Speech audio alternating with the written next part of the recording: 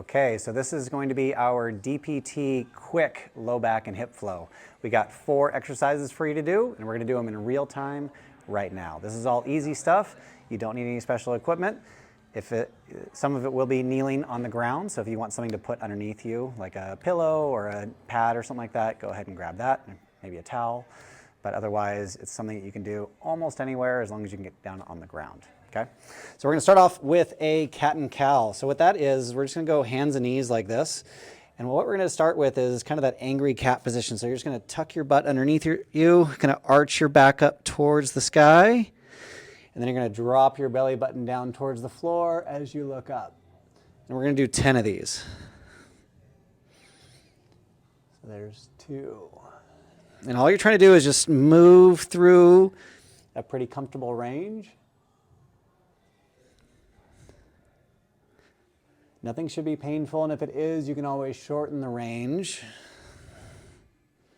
But this should just feel like a light stretch, just some segmental spinal movement.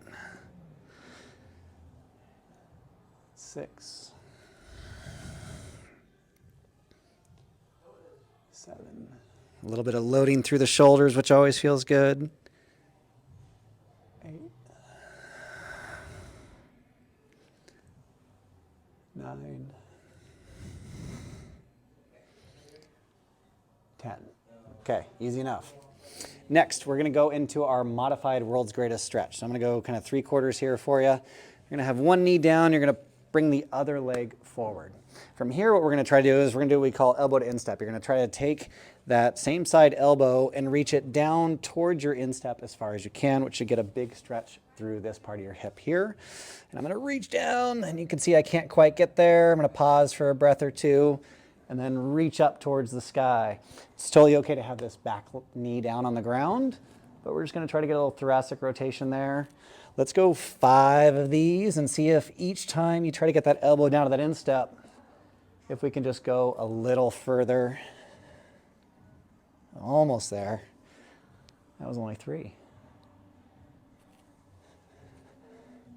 There it is. 4. See, it works. And 5. Easy.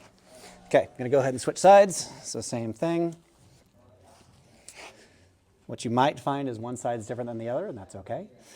So I'm going to reach down here to see I'm really sticky on this side. But that rotation through that upper spine is so important. And there's no need to rush this. You can get a big stretch on the inside of the hip here. You might also feel a stretch to the front of the hip that is on the leg that's back. And that's okay. And as we reach up, you should feel some work in the shoulders, that upper back moving.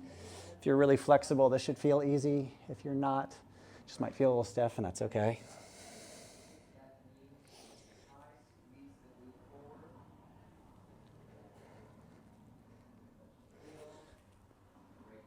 Five. Okay.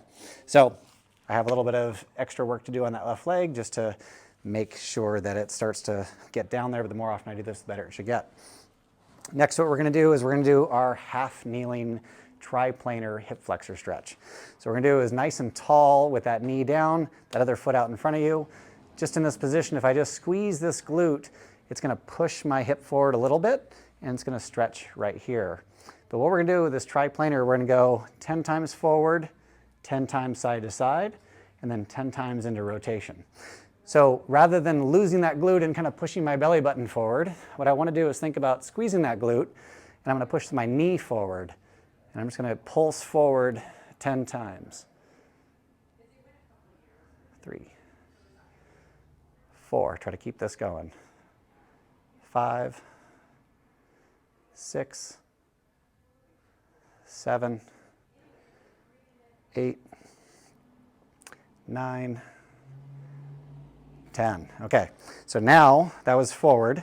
Now we're going to go side to side, and this is going to be kind of in this motion. I'm going to try to keep this glued, or this glute engaged. So we're going to go 1, 2, 3, 4, 5, 6, 7, 8, 9, 10. And now we're going to twist. So I'm going to rotate and try to work that hip that direction with that glute still squeezed. So we're going to go 1, 2, 3, 4, 5, 6, 7, 8, 9, 10. Okay, great. The same thing on the other side. So same thing, nice and tall, squeezing that right glute now. Nice and tall through that torso. I'm just going to drive that knee forward 10 times.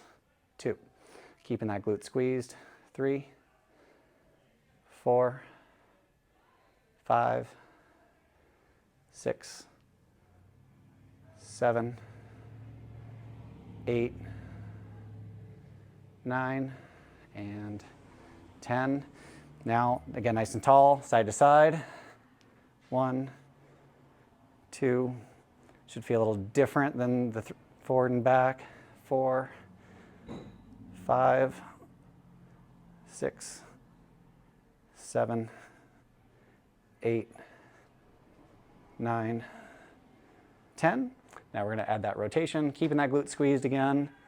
1, 2, 3, 4, 5, 6, 7, 8, 9, 10.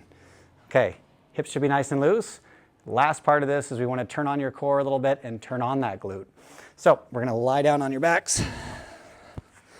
Do what we call a leg lock bridge, which is really just going to be taking one knee, pulling it up towards my chest, holding it with that opposite hand. This knee is going to be bent, heel pressed down in the ground.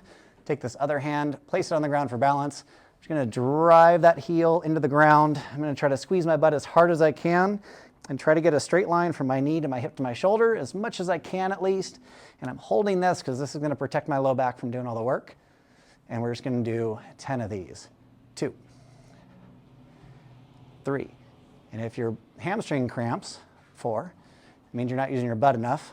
5, 6, 7. So drive down through that heel. 8, 9, 10. And so switch sides. 1, 2, 3, 4, 5, 6, 7, 8, 9, and 10. Okay, so now we've loosened up the back. We've started to loosen up the hips and the upper back. Move the hip through a bunch of different planes with activating the glute, and then finished with a little core and glute activation.